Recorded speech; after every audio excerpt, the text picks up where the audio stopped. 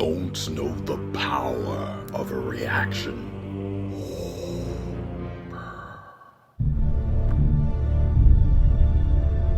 There's been an awakening.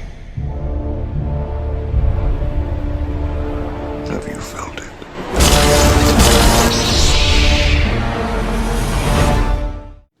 So, SchmoesKnow has done a spoiler review of Star Wars The Force Awakens. Let's check it out, shall we? And I hear that one of them's a madman like myself.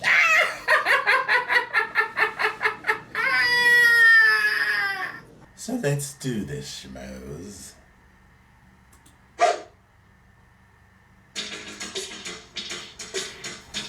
Very interested to see what you guys picked up and what you discussed.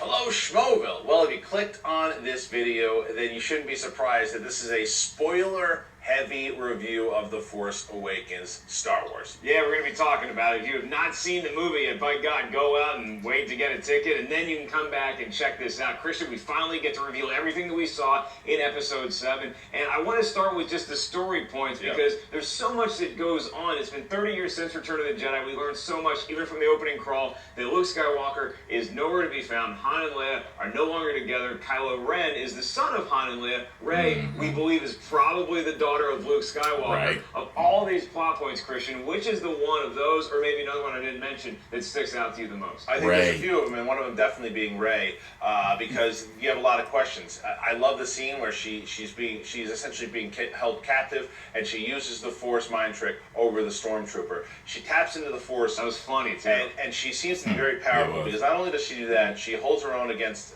albeit a damaged Kylo Ren. He's injured, but she also does really well against him when she's doing a lightsaber fight. So I think, and from the Force flashback that she had, it seems as if they're pointing to the signs that she is Luke's kid. And when that final scene to where you have her talking to Luke, or not talking, when it shows up, the way he acknowledges her, I think it happens to her kid. So I'm curious how that pans out. It's a more interesting debate than one might think just at leaving the movie, because you start thinking about it. Well, yeah, there's a chance. I mean, we don't know. Maybe she is Luke's kid. Maybe she's even somebody evil's kid. She definitely has a lot of Force potential. Maybe more so than we've ever seen. And it's not really clear from the movie if Luke is acknowledging her, or does he see his lightsaber again, or both of them. So the fact that she found the lightsaber really strikes a chord with Luke. Well, because what it also, in the Force flashback, you see Rey as a young child looking up at a ship that's flying away. I also believe that was Luke leaving her there. Now, whether or not he did a Force mind wipe and was trying to protect her, we'll find out later.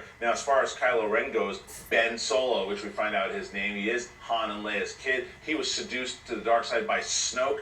That whole angle to me is, who is this guy? Now, whether or not it turns out to eventually be Darth Plagueis, it sure shows a parallel, whether or not it's Darth Plagueis or not. But you have Luke, who's the last Jedi on the run. Where is the last Sith? We thought they were extinct, maybe not with Darth Plagueis. That's right, and we're going to release on our channel very shortly some speculation and stuff that we're looking forward to Episode 8. Wasn't Plagueis supposed to have been killed by Palpatine? We also just talked about the fact that Kylo Ren killed his pappy, and my God, how emotional was that? A lot of people, you included, were suspecting that Han is going to die. I thought that might be the case, but I didn't want to believe it absolutely seeing that sick scene, to my stomach. it didn't have the emotional weight that I thought it might, or it even should have. It was a very powerful moment, but I don't know that you could have put on screen a version of Han dying that I would have accepted.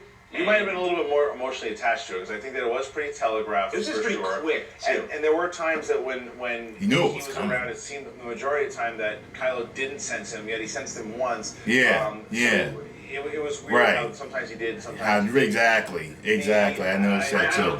I'll just say this real quick, because if you're trying to lure Han somewhere, you want him to think, why would you engage him when there's this battle walking around, when you know that your dad is eventually going to come after you, so why not have him come after you when you're in the but they didn't. It's a good theory, but they didn't really establish whether or not that was in fact what he was doing. So until they do that, I'm sure that people like me would read into it. It doesn't seem like he was kind of in. And leading then he was out in the beginning, he helps Poe out, and then he just gets killed. It seems like he knew Kylo Ren. It seems like he had a lot of information about Luke Skywalker, knew about the Jedi, made it clear to Poe that the universe needs the Jedi. I would have liked to know a little bit more about him. I would have liked to known a little bit more about the Republic and the Empire. I would have liked audiences who aren't reading the books and comics to be filled in a little bit more. It takes a lot. I mean, look, for everything this movie had to do, it seems like it would be a 9-hour movie, which I wouldn't complain about. But to put this into just over a 2-hour movie, that seems like a lot of exposition that I think they will lead to books. Particularly Max von Sydow's character, he might still be your boy from the Aftermath. We don't know who that guy is. I mean, the most striking thing about this movie to me is that the chemistry between John Boyega and Daisy Ridley was something that I wasn't sure how that was going to play out. I had a lot of confidence, and they surpassed every expectation I possibly could have had, both individually and when they were playing off each other. Boyega was funny. He was quick. You believed him as a stormtrooper, as somebody who's conflicted. You have a conflicted hero, somebody who wants to be a hero, and then a conflicted Jedi, somebody who has force potential that we hope turns into a Jedi and not another Sith Lord. And I liked the kind of camaraderie between both Kylo Ren and Hux. And I particularly like the one conversation where Kylo Ren is talking about maybe we should bring in a clone army again. A nice reference. That was like the only prequel reference that I saw throughout the whole thing. Bringing in a clone army, and then talking about how it looks like these stormtroopers were just born and bred to fight, and the fact that Finn, they're just stolen from their family. Yeah, they don't have a choice. And Finn just took off, and the first time he went to go out and fight, he had this revelation he couldn't do the killing, and he was Boyega has said from the beginning is a very different character, and he indeed is a very different character. So I also liked it, but Rey and Daisy Ridley was a superstar in this movie, because if she doesn't work, if you don't like her, this movie doesn't work. And it certainly did. Because you care enough about her. When she's alone, you're wondering why she's alone. You care about her, and then the things that she does, you're encouraging her throughout it. And when she picks up that lightsaber and the John Williams classic Jedi score, it's absolutely incredible. It's powerful stuff, and I led the way that she was that she saw the lightsaber. I absolutely knew it was going to her. Bar. She just goes downstairs. She's having these things, and SchmoesKnow, we've not talked. I like SchmoesKnow. I loved the way the character looked. It looked realistic. Yeah. I felt like I was actually watching something interact with humans. Whoever that was, Peter Nyong'o's voiceover was on. She was just voiceover. She was performance capture. Yeah, I'm new to special effects. That's what it's called. The way that was pulled off, I thought was brilliantly done.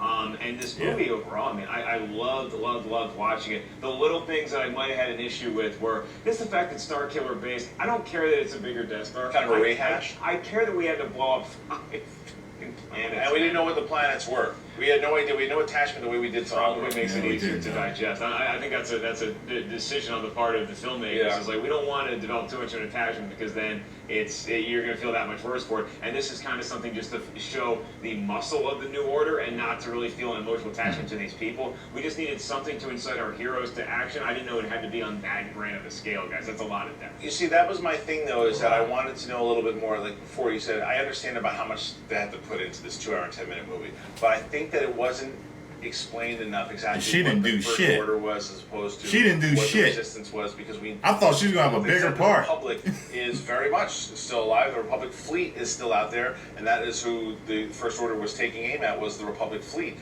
So I would like to know exactly what the hierarchy is. Why is the Resistance even there? Are they like the Navy SEALs? They're the militaristic arm of the Republic. You know what did a great job of explaining a lot of these events, and again, you got 3 decades plus to cram into this, is the opening crawl text. Yeah, it was great. I love the first line, seeing Luke Skywalker has vanished. I was immediately locked into this galaxy and didn't leave. No, and it also told me, like, right away, it was just like, no, those dumb rumors about him being evil are wrong. Well, no, it didn't say that. It just said the guy just disappeared. He said he's the last Jedi. He's disappeared. We don't know where he is. He said he's the last remaining Jedi, and he took off. If you reread that crawl, it's very clear that he is not evil. I never thought he was evil. I didn't think this movie was going to make him evil. No, but I thought the crawl confirmed a lot about Luke. I thought the crawl confirmed that he was absolutely not evil, because that's why they were trying to hunt him down. But all of that stuff, and then you go back to what Snoke was trying to do. I actually, at first, I was worried that Snoke was 25 feet tall. I love that reveal. I like how they did that. Enjoyed that it was a hologram. Right. Okay, that's funny, because I don't want to see at one point Luke fighting a 25-foot tall villain. Where is that dude? Right. Where is he? It was cool how they did that. I was like, oh, it's a hologram. Maybe more band.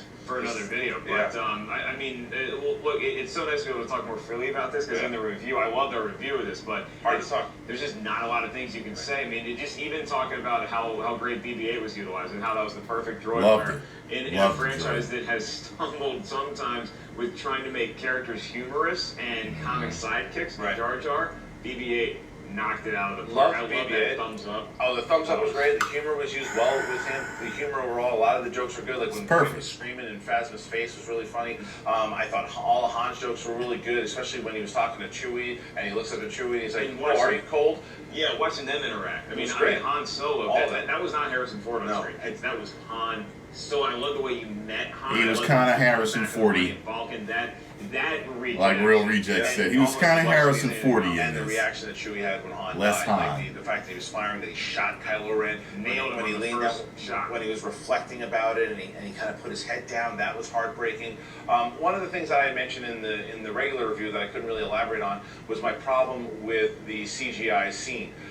There was this. It's only one time in the whole movie that there was this scene that just didn't fit the rest of the movie as far as the tone went. Those big giant squid monsters? It was the squid monsters. They just looked really CGI and really fake. The actual scene itself I liked, but I would have been okay with they would have done more of like more puppets or more models or whatever they were going to do. I think it could have been a lot better than that because it sucked me out of the movie for a second, especially when it jumped on the ship and at the end. I like that it was ripped apart, but it just, and when it grabbed Finn, it looked really fake. So that didn't bother me at all. Yeah. I might have to watch the movie again. I kind of know what he means. It kind of seemed like a different movie for a second. The scenes that you saw were great. It did all a those great were. Star Warsy job of showing the action as a whole, and then cutting into the pilots and hearing them, whoop it up and say, "Oh, we need to do this, we need to do that." Poe Dameron, what a cool character to have in this universe going forward. Han and Leia, it was nice to see them and get to at least have a moment together to talk about their son. And almost like when Han leaves, it's almost like, oh, you know what? Next time they see each other, they're gonna bang and get back together. And I don't think that's gonna be the case. Not at all. I felt as though that hug meant I'm not coming back. And like Mark said, we're going to have a bunch of different videos.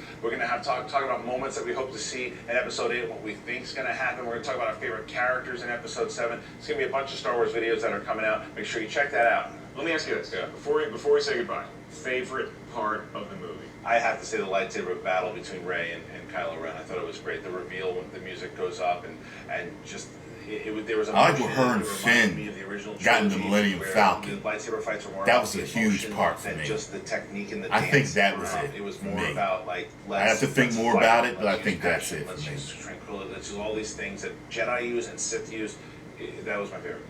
For me, that's a great moment. I love seeing Luke Skywalker at the end. Yeah.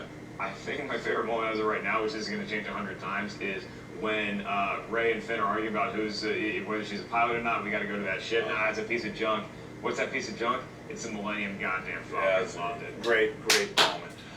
Okay, before we go, agree. we'd like to also Madman, if you haven't checked we out don't Loot Crate, agree. make sure you do it. Just subscribe right there. Check out our link. It's awesome. They do a lot of really special packages. You get a lot of cool props and toys and things that they do every month, and I'm sure they're going to have a Star Wars one as well, so make sure you check that out. And then if you haven't already, subscribe to our channel and leave your thoughts. Do that. Do it. Do it. Do it. Come on. Well, you've seen the movie now. Let us know what we got right and what we got wrong. Check out that speculation video. That was me going on after I saw the first teaser trailer back in November of last year. And that's the one that Mark and I did when we saw the second teaser that came out at Star Wars Celebration. Chewie, we're home. That's Christian. I'm Mark. Make sure you guys subscribe to the SchmoesKnow channel on YouTube. Click our heads to do so because we're going to have a lot more Star Wars vids come out. Christian, we're done shooting this. Let's talk Episode 8. I was thinking that, thinking about when Rey touched the lightsaber, and I feel like that probably was where the Force was awakened in her. But, when Kylo Ren was trying to read her mind, it seemed as if it was slightly awakened, like it was a glimpse, like it was a premonition of like her having that power. So maybe it was slightly awakened, but the floodgates were opened when Kylo Ren was trying to mess with her mind and read her mind. She has control over the Force. Like you ever read, see these stories about people that, either they get in a car accident or it's just one day they try something and they just, their brain is just wired a certain way and they're just able, they just have this talent that no one else has and they're able to do it like no one else. That's what I feel like this is for her. It's some sort of gift, but she's like a mutant in a way, you know. She's extraordinary. Her skill is extraordinary. I mean, you're doing Jedi mind tricks within hours of the Force Awakening within you. I mean, come on, you know, that's the only way I can really buy that. You know what I mean? She's definitely incredible. And I remember someone telling me that they read all the Star Wars lore and all that stuff, and that the most powerful Jedi of all time eventually is Luke Skywalker. And I could only see her coming from the loins of him, with her being able to do what she can do. You know what I mean? It just doesn't, you know. I gotta say my favorite part is that part with her and Finn, him shooting and her flying. Man, that part is fucking epic to me. I loved it. And the chemistry with them is, yeah, it's funny because it's like this camaraderie and comedic chemistry, and you can tell he likes her, but she, you know, he's in the friend zone right now. Remember the part where he was like trying to get a better view at something, he like put his hand on her head? I'm just like, yo, dog, that's not something you do to a girl that you like. You know what I'm saying? The whole squid monster scene he's talking about, like he said, it took him out of the movie. I kind of know what he means. Now that he pointed it out, it kind of feels like that scene belonged in a different movie. As far as Harrison Ford goes, I think Real Rejects hit it on the head when Ryan said that he was kind of Harrison Fordy. He was. I didn't feel like he was Han Solo 100%. It felt like he might have been, this is my feeling, I felt like he might have been 60-40 Harrison.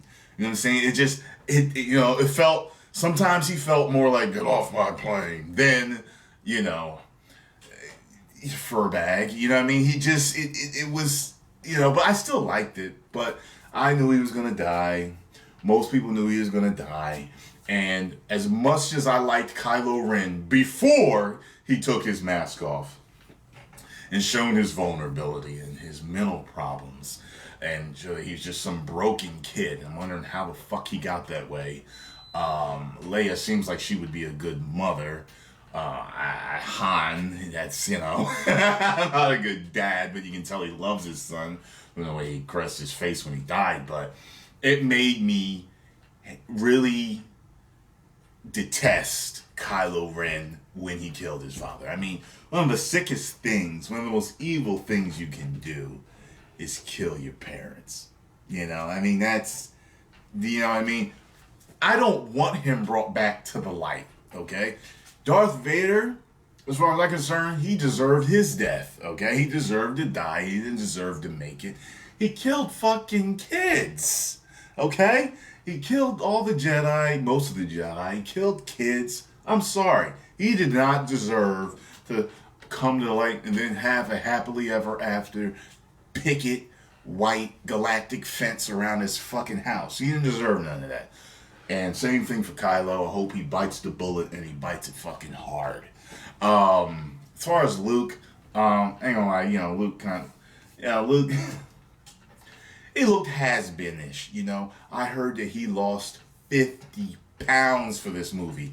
How the fuck big was he before?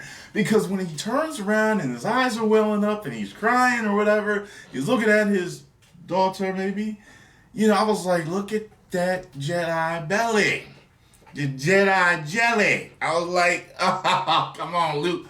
Mr. Hamill, greatest Joker of all time, one of the greatest heroic icons of all time, Luke Skywalker. Just trim it up a little bit for you. I personally think you should just trim it all the way up and come out and do the best lightsaber duel of all time. You are Luke Skywalker.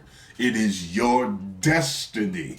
It is your destiny to be in the most epic lightsaber duel of all time. Okay, right now it's Darth and Obi-Wan. Okay, that lightsaber, whoop! That fight is the best to me.